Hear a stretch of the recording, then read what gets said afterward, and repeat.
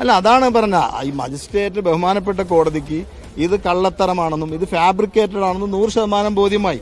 ഇന്നലെ ബഹുമാനപ്പെട്ട മലപ്പുറം SP 2-3 മണിക്കൂർ ഈ മലപ്പുറം നിലമ്പൂർ പോലീസ് സ്റ്റേഷനിൽ ചെലവഴിച്ച് എങ്ങനെ PV അൻവറിനെ ഈ കൽത്തുറങ്കിൽ അടക്കാമെന്ന് ഗൂഢാലോചന നടത്തി.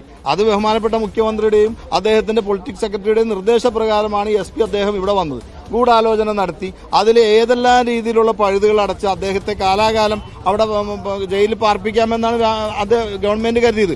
പക്ഷെ അതിന് ഈ ബഹുമാനപ്പെട്ട കോടതിയും അദ്ദേഹം തിരിച്ചറിഞ്ഞാണ് അദ്ദേഹത്തിന് ജാമ്യം കിട്ടിയത്. ഒരു കാര്യം മനസ്സിലായി, ഈ വിജയം ഇവിടുത്തെ ജനങ്ങളുടെ ഈ കോടതിയുടെ ഉത്തരവ് ഈ രാജ്യത്തെ ജനങ്ങളുടെ വിജയമാണ്. കാരണം പാവപ്പെട്ട ജനങ്ങൾ നിരന്തരമായി അനുഭവിച്ചുകൊണ്ടിരുന്ന പ്രയാസം നിരന്തരമായി അദ്ദേഹം പല വേദികളും ഉയർത്തി. അതിന് കിട്ടിയ അദ്ദേഹവുമായി ബന്ധപ്പെട്ട ഒരു ആദിവാസി സുഹൃത്താണ് മരിച്ചത്.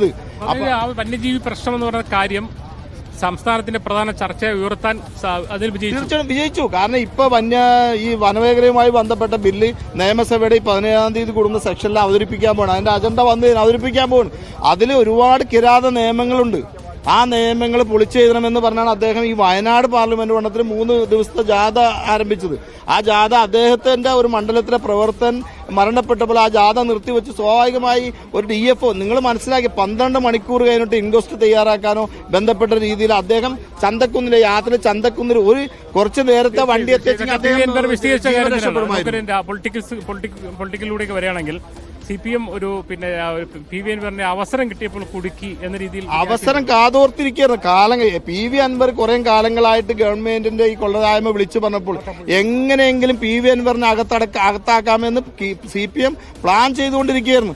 അതിന് കിട്ടിയ ഒരു അവസരത്തിനാണ് ബഹുമാനപ്പെട്ട SP ഇന്നലെ 3 മണിക്കൂർ ഈ നിലമ്പൂർ സ്റ്റേഷനിൽ കാവലിരുന്ന് അൻവറിനെ അവിടെ ജയിലിലടക്കാൻ വേണ്ടി ശ്രമിച്ചത്.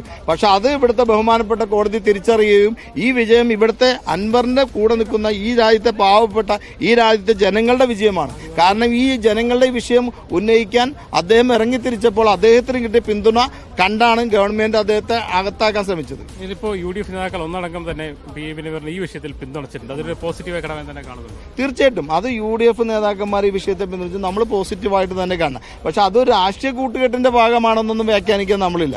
അതൊക്കെ UDFന്റെ നേതാക്കന്മാരും CPMന്റെ നേതാക്കന്മാരും ഉള്ളുകൊണ്ട് പിന്തുണ കൊടുത്തിട്ടുണ്ടല്ലോ. അദ്ദേഹത്തിന്റെ ഫോണിലേക്ക് വന്ന മെസ്സേജുകൾ പരിശോധിച്ച് എനിക്കറിയാം CPMന്റെ ഉന്നതമായ നേതാക്കന്മാർ അദ്ദേഹത്തിന് വിഷ് ചെയ്തുകൊണ്ട് മെസ്സേജ് അയച്ചിട്ടുണ്ട്.